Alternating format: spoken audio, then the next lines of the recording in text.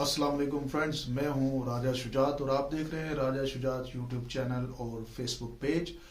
आज की वीडियो में हम बात करेंगे अगेन पाकिस्तान की जो करंट पॉलिटिकल सिचुएशन है उसके हवाले से, और ये स्टडी करते हैं कि पाकिस्तान के अंदर इस वक्त क्या हो रहा है और आज के वाक़यात क्या हैं। जैसे कि आपको पता है कि इस वक्त पाकिस्तान में एक दहशत गर्दी की लहर जो है वो दोबारा से सर उठा रही है और उसका बड़ा सीरियस थ्रेट्स जो है वो अभी मौसूल हो रहे हैं। इसके अलावा हम बात करेंगे जो वफाकी हुकूमत जो 22 किलोमीटर की हुकूमत है, एक जो उनके जहां उनकी अपनी हुकूमत है वहां पे भी वो इलेक्शन नहीं कराना चाहते, वो इसकी क्या रीज़न है, इसको हम स्टडी करने की कोशिश करते हैं।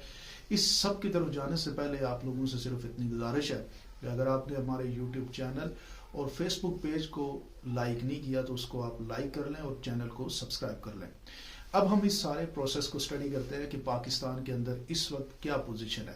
देखें, एक बात तो क्लियर हो चुकी है कि ये जो 8 महीने का एक रिजीम चेंज ऑपरेशन के बाद एक हुकूमत जो मुसल्लत की गई है, जो किसी सूरत पे पाकिस्तानियों की नुमाइंदा हुकूमत नहीं है और ना इसको कोई मानता है।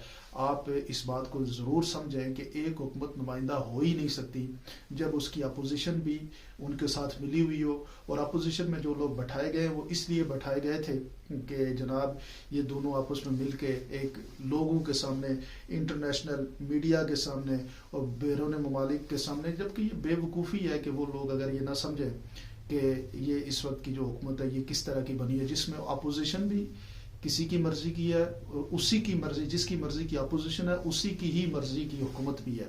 तो ये एक ऐसा सेटअप बनाया और इसको ज़बरदस्ती लोगों को कहा जा रहा है कि इसको आप एक्सेप्ट करें, जिसको पाकिस्तान के लोग रिजेक्ट कर चुके हैं और बार बार उसका इज़हार वो करते हैं। आपने देखा होगा जितने एहतजाज हुए वो एहतजाज ये चीज़ सामने लेके आते हैं कि ये एहतजाज इसीलिए हो रहे हैं कि ये जो हुकूमत का सेटअप है जो ज़बरदस्ती का बनाया हुआ है, जो इस मुल्क के लिए किसी सूरत में काबिल कबूल नहीं हो सकता, ये लोग मानने के लिए तैयार नहीं है।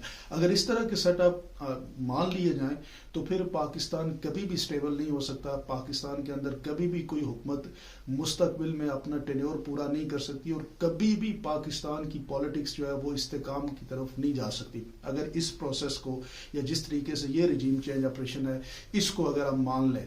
अब ये तो एक बात है, लेकिन दूसरी तरफ आपको पता है कि जो मेहनत पाकिस्तान के इदारों ने और एज अ पाकिस्तानी नेशन कुर्बानी जो है वो पाकिस्तान के लोगों ने दी, लाखों लोगों की जानें कुर्बान हुई। तो इस मुल्क के अंदर एक आया था, आपको पता है कि एक जिसे आप यूं कह सकते हैं कि हमारे मुल्क के अंदर एक पीस प्रोसेस शुरू हुआ था। इतने बड़े धमाके हो रहे थे, उन धमाकों से निकल के लाखों लोगों ने कुर्बानियां दी, लाखों सिक्योरिटी फोर्सेस के जवान जो है हमारे हज़ारों के करीब वो बेचारे शहीद हुए।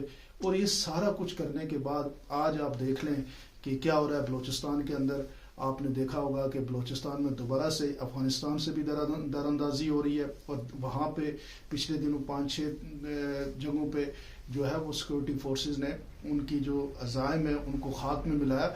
एक तो वहाँ एक सूरत हाल है, दूसरा आपने इस्लामाबाद की हालत देखी कि रेड अलर्ट इस वक्त इस्लामाबाद के अंदर दाखिली और खारजी रास्तों पे बड़ी शदीद जो है वो चेकिंग हो रही है। और ये सारी चीज़ें यानी वो सारा जो हमने मेहनत की, हमने सब ने, जिसमें पाकिस्तान की अवाम शामिल है, पाकिस्तान की सिक्योरिटी फोर्सेस शामिल है, वो सारी मेहनत जो है वो अब ज़ाया हो रही है। अब ये समझना है कि अब हम एज अ कंट्री आगे कैसे बढ़ेंगे।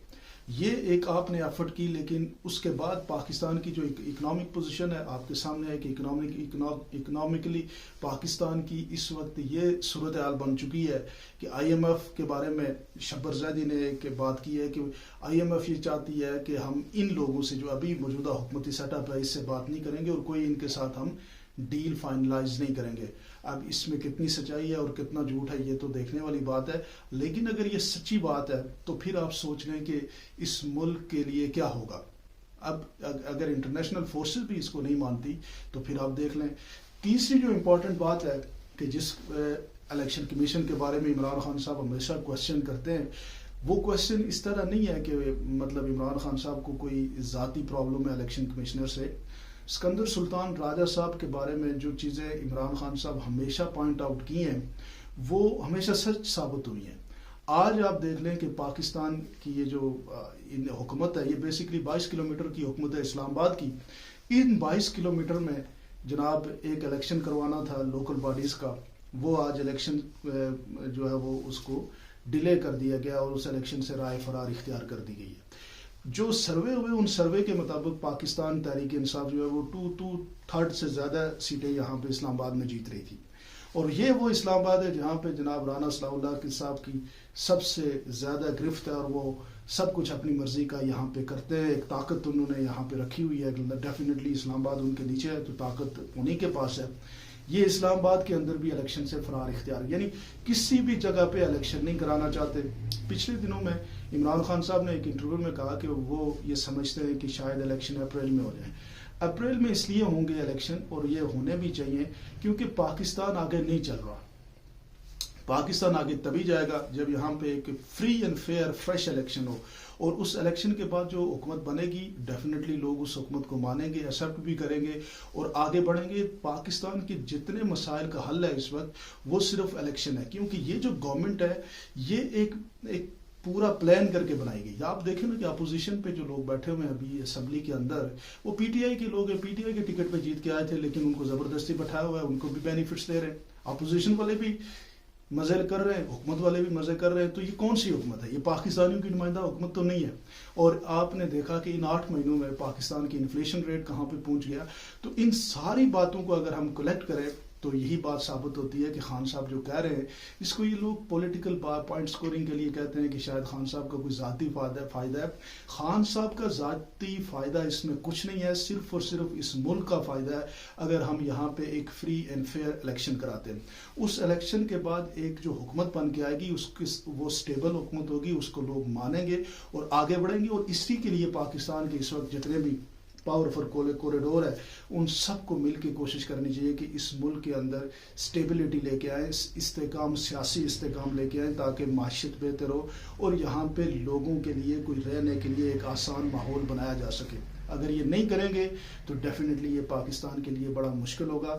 آپ کیا سمجھتے ہیں ضرور مجھے کمنٹ سیکشن میں بتائیے گا، اور اگر آپ نے ہمارے چینل کو سبسکرائب نہیں کیا تو اس کو بھی سبسکرائب کر لیں۔ بہت بہت شکریہ۔